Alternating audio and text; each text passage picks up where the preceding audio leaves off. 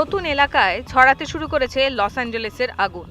বৃহস্পতিবার সন্ধ্যা থেকে ওয়েস্ট হিলসে নতুন করে আগুন ছড়াতে শুরু করেছে বলে জানিয়েছে কাউন্টি শেরিফ রবার্ট লুনা।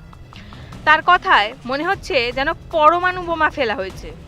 স্থানীয় প্রশাসন সূত্রে খবর, আগুন এত দ্রুত গতিতে ছড়াচ্ছে যে কয়েক ঘন্টায় 900 একর জমি নিশ্চিহ্ন হয়ে গিয়েছে। এ পর্যন্ত 10 জনের মৃত্যুর খবর পাওয়া গিয়েছে। স্থানীয় প্রশাসন সূত্রে খবর, প্যাসিফিক প্যালিসেডে 19,000 একর জমি পুড়ে ছাই হয়ে গিয়েছে।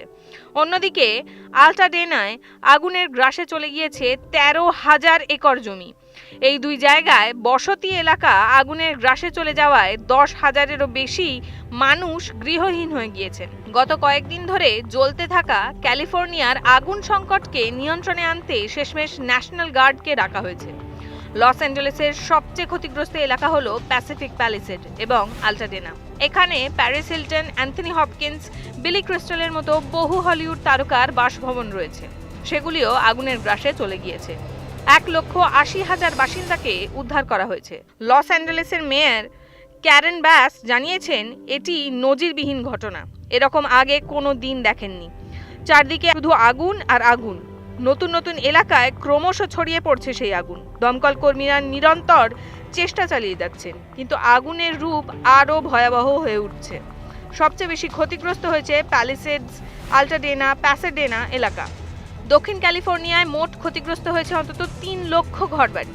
প্রায় 1 লক্ষ বাসিন্দা ঘরবাড়ি ছেড়ে পালাতে বাধ্য হয়েছে। মঙ্গলবার প্রশান্ত মহাসাগরের তীরবর্তী প্যালিসেডস এলাকায় প্রথম দাবানলের আগুন ঢুকে পড়ে। বুধবার বিকেলের পরে 3টি বড়সড় আগুন এগিয়ে আসতে থাকে শহরের দিকে। শুষ্ক ঝোড়ো হাওয়ায় আগুনের তীব্রতা আরও বাড়তে থাকে। লস অ্যাঞ্জেলেসের কোথাও কোথাও আগুনের হাওয়ায় গতিবেগ ছিল ঘন্টায় 100 কিলোমিটার বা তারও বেশি। বিলাসবহুল প্রাসাদ আর বাংলোয় সাজানো লস অ্যাঞ্জেলেস শহরের বহুলাংশ এখন পুড়ে ছাই হয়ে গিয়েছে। ফুরিয়েছে জল, বিদ্যুৎহীন বিস্তীর্ণ এলাকা। সাধারণত জুন এবং জুলাইয়ে দাবানলের ঘটনা ঘটে থাকে ক্যালিফোর্নিয়ায়। অক্টোবর পর্যন্ত তার জের থাকে, কিন্তু এবার ঘটনার ব্যতিক্রম লক্ষ্য করা গেল সেখানে। আর এখান থেকেই নানা রকম প্রশ্ন এবং সন্দেহের জন্ম নিচ্ছে। এখনও আগুন লাগার উৎস খুঁজে পাওয়া যায়নি। দক্ষিণ ক্যালিফোর্নিয়ায় গত কয়েক মাস ধরে বৃষ্টির কোনো দেখা নেই, ফলে রুক্ষ এবং শুষ্ক আবহাওয়া সেখানে। আমেরিকার খরা বিষয়ক দফতর জানিয়েছে, এবছর ক্যালিফোর্নিয়ায় 60% অঞ্চল খরা প্রভাবিত। গত বছর যা ছিল 4%-এরও কম। এই রুক্ষ আবহাওয়াই কি দাবানলের কারণ? সেই সম্ভাবনাও খতিয়ে দেখা হচ্ছে। এরকম আরও নানান খবর জানতে চোখ রাখুন নিউজ 18 বাংলার ডিজিটালে।